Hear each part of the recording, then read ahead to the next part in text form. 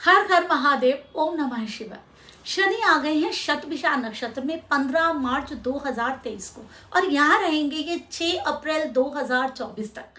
लगभग 1 साल रहेंगे, उससे थोड़ा ज्यादा ही रहेंगे। जब भी शनि का कोई भी गोचर में परिवर्तन होता है वो हमारे जीवन में बहुत बड़ा चेंज लेकर के आता है। शनि सबसे धीरे चलने वाले ग्रह है जो हमारे जीवन में सबसे ज्यादा गहरा असर डालते हैं। एक राशि में 2.5 साल रहते हैं। शतभिषा नक्षत्र राहु का नक्षत्र और राहु अपने आप में सबसे रहस्यमय ग्रह है।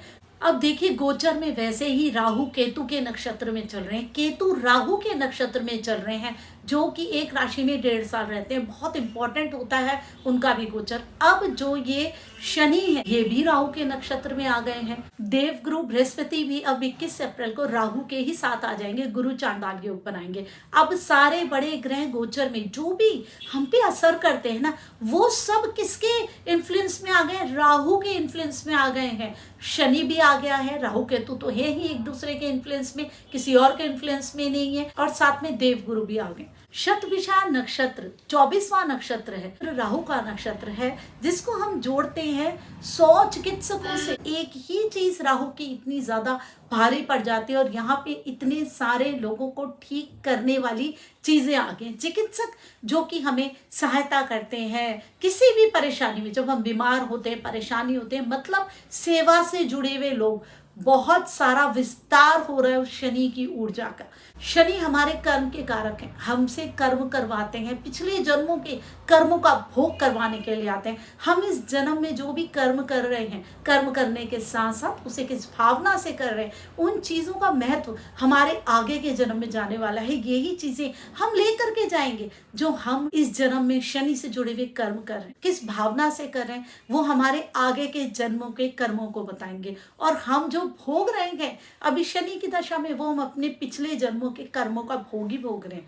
हम अगर कुछ भोग रहे हैं उसके लिए हम दूसरों को बोलेंगे इनकी वजह से हमने भोगा, वो गलत है। हम जो भी भोग रहे हैं हम उसे अपनी वजह से, अपने कर्मों की वजह से भोग रहे हैं। हमारे कर्मों में या उसकी भावना में कहीं कमी रही होगी तभी हमें इतना भोगना पड़ रहा है। तो ये सोच हमें समझनी पड़ेगी। और साथ में राहु को देखिए, राहु को समझिए। राहु क्या करता है? हमारे जीवन के उद्देश्य की तरफ हमें ले जाता है। जो भी चीजें हमें जीवन में करनी है, जो भी हमने गुंजल कर रखा है ना, वो सारी चीजों को सुलझाने के लिए राहु आता है। केतु वो चीजें हैं जो कि हमारी पास्ट की हमने कहीं ना कहीं सुलझा ली है। और राहु जो कि हमें अभी जीवन का करना है, जो चीजें हमने अपनी निपटानी है, वो सारी चीजें राहु से जुड़ी हुई हैं। हमारे पिछले जन्मों से जुड़ी हुई वो चीजें, वो कर्म जो कि हमें भोगने, जिनको लेने के लिए हम यहाँ आए हैं, हमारे जीवन का जो उद्देश्य है वो है राहु। और हमें कर्मों का भोग करवाता है शनि। तो इस वाले समय में क्या होगा? हमारे उद्देश्य की तरफ हमें धकेला जाएगा। जो हमारा उद्देश्य है, हम सबका उद्देश्य है जीवन का, और हमें हमारे कर्मों का भोग भी झेलना पड़ेगा। और पिछले जन्मों के कर्मों का भोग झेलने के साथ साथ जो हमारा उद्देश्य है इस जीवन में आने का, उसकी तरफ भी हम बढ़ेंगे क्योंकि हमें राहु वहीं ले जाएगा। तो ये बहुत ज्यादा इंपॉर्टेंट टाइम है हम सबके लिए। हम जीवन में जो भी कर रहे हैं, जो भी हमें मिल रहा है, वो हमारे पिछले जन्मों के कर्मों के हिसाब से, हमारे उद्देश्य के हिसाब से। अगर हम उसे समझेंगे ही नहीं तो हम निरुद्देश्य इधर उधर भटकते रहेंगे। लेकिन राहु हमें भटकने नहीं देता है। अगर हमारे जीवन में सब कुछ ठीक भी चल रहा होगा ना, हमें आराम से नहीं बैठने देगा। अगर हमारा उद्देश्य वो होगा जिसमें हमें आराम से नहीं बैठना है। अब डिपेंड करता है कुंडली में हमारा राहु कहाँ है, कौन से भाव में है, उसी के हिसाब से हमें गोचर में फल मिलने वाले हैं। अब हमारा शनि हमें क्या देने वाला है, कैसे कर्म देने वाला है, कैसे भोग देने वाला है, उसी के हिसाब से टाइम जाने वाला है। शनि अभी अपनी मूल त्रिकोण राशि में है। मूल त्रिकोण राशि मतलब शनि वहां पे सबसे ज्यादा स्ट्रॉन्ग है, उनकी स्ट्रॉन्ग राशि है, सबसे ज्यादा बली है। मूल त्रिकोण में जब भी कोई ग्रह रहता है वो बहुत ज्यादा बली होता है। शनि अपनी पूरी पावर में है, पूरी स्ट्रॉन्गनेस में है। उनकी स्ट्रॉन्गनेस को और बढ़ाने आ रहा है राहु। जो कि सुनता नहीं है किसी की, देखता नहीं है। राहु नहीं समझता है कि आप क्या कहना चाहते हैं। शनि को भी दर्द नहीं होता है आपके कर्मों का भोग दिलाने में। आप तड़प जाते हैं, परेशान हो जाते हैं, आप तकलीफ में आ जाते हैं। बस कितना करेंगे कितना करेंगे, बस मत परेशान करो। लेकिन शनि तो पूरा काम करवाता है, करना तो आपको पड़ेगा ही। ये करना आपको इसलिए क्योंकि पिछले जन्मों के आपके कर्मों में आपने ऐसा किया है, तो अब आपको उसको भोगना ही पड़ेगा। वहां शनि को दर्द नहीं होता। राहु राहु तो बिल्कुल नहीं सुनता है। राहु हमारे अंदर का सनकीपन है, हमारे अंदर का पागलपन है, जुनून है। अब आप एक जुनूनी आदमी से कुछ भी बोलेंगे, वो सुनेगा? कभी भी नहीं सुनेगा। राहु विद्रोह है, चीजों को बदलने वाला है, परंपराओं को बदलने वाला है। शनि परंपराओं से जुड़ा हुआ है और राहु क्या है? परंपराओं को तोड़ने वाला। अब वो परंपराएं जो ठीक नहीं है वो तोड़ी जाएंगी। वही प्रेडिक्शन जो कि मैंने शनि के गोचर में करी थी कि ये अब परंपराओं को पुरानी लेकर के आएगा, उनको भी लेकर के आएगा, क्योंकि राहु उन सारी परंपराओं को मानता है। मंत्र सिद्धि ये भी राहु से जुड़ी हुई है। राहु बहुत इंटेलिजेंट प्लैनेट है, उसका दिमाग बहुत चलता है। पूरी तरीके से उन चीज़ों में शोध किया जाएगा, उनको खोजा जाएगा कि कौन सी चीज़ें हमें हमारे धर्म से लेनी है। अब सब लोग अपने धर्म की तरफ, हिंदू धर्म की तरफ आगे बढ़ने वाले और उनकी चीज़ों को खोजा जाएगा। ये भी है हमारे धर्म में, ये भी है हमारे धर्म में। जो बेकार चीज़ें हैं, जो परंपराएं बेकार हैं, जिन्हें तोड़ना है उन्हें तोड़ा जाएगा और जो परंपराएं अच्छी हैं उन्हें ले लिया जाएगा। हिंदू धर्म में कोई भी चीज़ बिना किसी कारण के नहीं है, सारी चीज़ें लॉजिकल हैं। ब्रह्मांड की ऊर्जाओं के हिसाब से सब कुछ बनाया हुआ है। बस उन्हीं चीज़ों को समझ के हम आगे जाएंगे। सिर्फ खत्म उन्हें किया जाएगा जो कि बेकार की चीज़ें बीच में आ गई हैं, जो कि धूमिल कर रही हैं उसकी ऊर्जा को। ये गोचर बहुत स्ट्रांग है, बहुत पॉजिटिव है। अगर आपका राहु अच्छा है तो आपको ये बहुत कुछ दे करके जाएगा। आपका शनि अच्छा है, अगर नहीं है तो बिल्कुल उपाय कीजिए इन दोनों ग्रहों के। और आप अपनी कुंडली भी दिखा सकते हैं, जांच भी करा सकते हैं, कैसे आप इन्हें ठीक करें। जब तक आपने शनि और राहु को ठीक नहीं किया ना, इस समय पे आप बेनिफिट नहीं ले सकते, क्योंकि ये काल पुरुष की कुंडली की 11वें भाव, लाभ के भाव की राशि है। अभी शनि हमें हमारा लाभ देने आए हैं, यश देने आए हैं, तो हमें तो जरूरी है भाई कि इस वाले समय में बढ़िया से अपने सारे शनि के उपाय करें। शनि को समझे, राहु को समझे, अपनी भावनाओं को अच्छी करके कर्म करें। कोई भी हम इस तरीके का काम ना करें कि हमारा राहु और शनि बिगड़े। अब बात करते हैं 12 राशियों के हिसाब से हम सबको क्या देने वाला है। मेष राशि में शनि बैठे 11वें भाव। 11वां भाव तो लाभ का है। अब आपको ऐसे लाभ भी देने वाले हैं ना, अगर आपका शनि और राहु अच्छी जगह प्लेस है, जो आपने कभी सोचा ही नहीं होगा। एकदम से अचानक से इतना कुछ मिल जाएगा, जैसे लॉटरी लग जाती है ना, ऐसा हो जाएगा। बस अपने कर्मों को, अपनी भावनाओं को सही रखिए, आपको लॉटरी जैसा लाभ हो जाएगा। लेकिन अगर आपका शनि बहुत गड़बड़ है, अगर आपकी कुंडली में आपको शनि अच्छे रिजल्ट्स नहीं दे रहा है, अगर आपकी कुंडली में आपको राहु अच्छे रिजल्ट्स नहीं दे रहा है, तो इस वाले पीरियड में आपको प्रॉब्लम हो सकती है। आपको शनि और राहु से जुड़े हुए दान करने हैं, पूजा करनी है। ये जब आप करेंगे तभी आपको इसके थोड़े ठीक रिजल्ट्स मिल पाएंगे, नहीं तो आपको बहुत परेशानी होने वाली है। क्योंकि अब तो पूरी तरीके से चीज़ों को बदलने वाला टाइम है, पूरी ग्रो करने वाला टाइम है। क्योंकि देखिए अब जो ये टाइम है ना, एकदम बहुत बड़े परिवर्तन को बताने वाला टाइम है। तो हमें अब अपने आप को बदलना है, समझना है, इन ऊर्जाओं को समझना है, तभी हमारी चीज़ें हो सकती है। अब बात करते हैं वृषभ राशि की। वृषभ राशि में 10वें भाव में बैठे हुए आपके वो कर्म जो कि आपको करने हैं, जरूरी हैं, उनको ये शनि करवाएगा। जिनको करने से शायद आप बच रहे होंगे, आपके कर्म स्थान में बैठा, मूल त्रिकोण में बैठा है अपने, तो अब वो सारी चीजें आपको करनी पड़ेंगी, अपने कर्म करने पड़ेंगे। अगर वो पॉजिटिव हैं तो आपको पॉजिटिव उसका बेनिफिट मिलेगा। बहुत सारी चीजों से अभी आप बचने की कोशिश करेंगे, बहुत सारे कर्मों से, लेकिन अब आपको नहीं बचाएगा ये राहु। वो चीजें जो कि आप पिछले जन्मों से लेकर के आए हैं, वो कर्म आपको करने ही पड़ेंगे, जिनको करने के लिए आप टाल रहे थे। लेकिन वो नेगेटिव नहीं होंगे, क्योंकि वो आपके उद्देश्य से जुड़े हुए कर्म हैं। जब आप वो कर्म करेंगे तो आप अपने जीवन के आगे की तरफ, ग्रोथ की तरफ ही जाएंगे। मिथुन राशि में 9वें भाव में बैठे हैं शनि।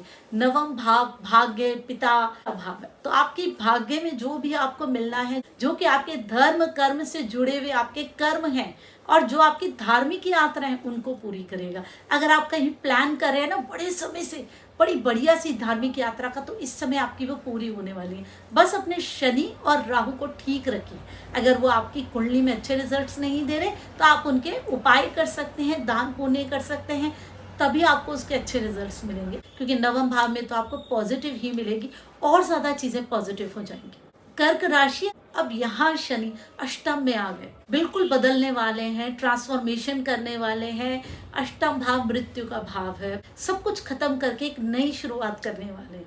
हड़कंप मच जाएगा आपकी जिंदगी में कि ये क्या हो गया, हमने तो कभी सोचा भी नहीं था, पूरा एकदम चेंज हो जाएगा। वो डिपेंड करता है आपका शनि और राहु कहाँ प्लेस हैं, क्या एनर्जी दे रहे हैं। बिल्कुल उनको ठीक रखिए, अभी बहुत बढ़िया ट्रांसफॉर्मेशन होने वाला है अगर ये दोनों ग्रह अच्छी जगह प्लेस है। आपकी जिंदगी बिल्कुल बदलने वाली है। जिस ढर्रे में आप चल रहे हैं ना, उस ढर्रे में नहीं चलेंगे। अब आप अपने जीवन के उद्देश्य की तरफ चलेंगे, अपने कर्मों की तरफ चलेंगे। जो आप इधर उधर भटक रहे थे वो चीजें नहीं होंगी, क्योंकि अचानक से ही आपके अंदर, आपके जीवन में ये चीजें बदलने वाली है। अष्टम भाव मृत्यु के भाव के साथ साथ अचानक देने वाला भाव है, सिद्धियों का भाव है, मेडिटेशन का भाव है। बहुत गहरी चीजें आपने इस समय पे करनी है। बिल्कुल अब जीवन बदलने वाला है। जिसके ग्रह अच्छे होंगे उसको पॉजिटिव दे देगा, जिसके ग्रह नेगेटिव होंगे उससे तो नेगेटिव देगा। और फिर भी चाहे पॉजिटिव देगा, फिर भी नेगेटिव इफेक्ट इस समय आएगा ही आएगा। अष्टम भाव तो मृत्यु का भाव है, उसमें बैठकर बिल्कुल बहुत सारी आपके जीवन की चीजों की मृत्यु करने वाले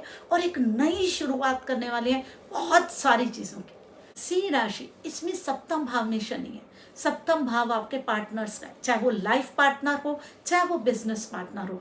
आपके पार्टनर से जुड़े हुए जो आपके उद्देश्य हैं, जो आपके कर्म हैं, उनको आप करेंगे। बहुत सारी चीज़ों को आप इग्नोर कर रहे होंगे, लेकिन इस समय नहीं करेंगे। ये आपको मिला जुला फल देगा और बहुत कुछ आपके जीवन में बदलने वाला है। अभी जो आपके पार्टनर्स हैं, लोग हैं, आपके फ्रेंड्स हैं, आप देखना आपका सर्कल बदलने वाला है। आप कोई बिजनेस भी स्टार्ट कर सकते हैं और इसमें आपको लाभ होगा इस वाले टाइम में। कन्या राशि, आपके छठे भाव में बैठे, आपके लड़ाई झगड़े, रोग, कर्जे, कंपटीशन के एग्जाम, स्ट्रगल्स, इन सब का है। नौकरी का भी भाव है। इनसे जुड़ी हुई चीजें आपकी बाहर निकल के आ जाएंगी। जो कि आपके स्ट्रगल्स अभी तक आप करने से बच रहे थे, वो आपको करने पड़ेंगे।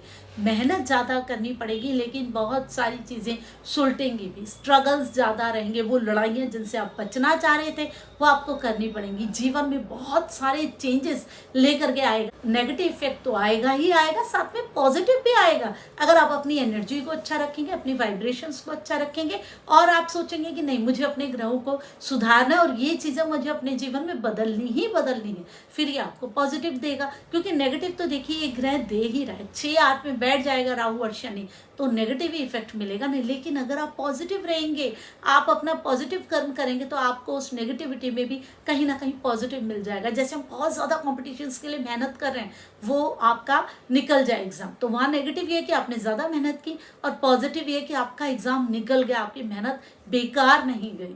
तुला राशि, तुला राशि में तो पंचम भाव में बैठे हैं शनि। पंचम भाव तो प्रेम का, संतान का, आपके पिछले जन्म के जुड़े हुए कर्मों का है, आपके एजुकेशन का है, आपके टैलेंट का है। तो यहाँ तो आपको लाभ देने वाला है, ऐसी चीजें आपसे करा देगा जो आपने कभी सोची नहीं होंगी। इतनी बढ़िया आप काम करेंगे कि लोग देख के हैरान हो जाएंगे। अगर आप कुछ पढ़ना चाहते हैं बड़े टाइम से, वो एजुकेशन आप इस समय ले सकते हैं। राहु विदेश से भी जुड़ा हुआ है, विदेश में अगर आप जाके कुछ करना चाहते हैं वो आप कर सकते हैं। आपको आपका सच्चा प्यार नहीं मिला है, वो आपको इस समय पे मिल सकता है। आपकी शादी हो सकती है, अपने टैलेंट को आप अपनी पूरी ऊंचाई में ले जा सकते हैं। अपनी एजुकेशन में जो चीज़ें आपको करनी चाहिए, जो आपके उद्देश्य हैं, आप उसकी तरफ जाएंगे, तो आपके लिए तो बहुत बढ़िया टाइम है। इसको आप अच्छे तरीके से यूटिलाइज कीजिए।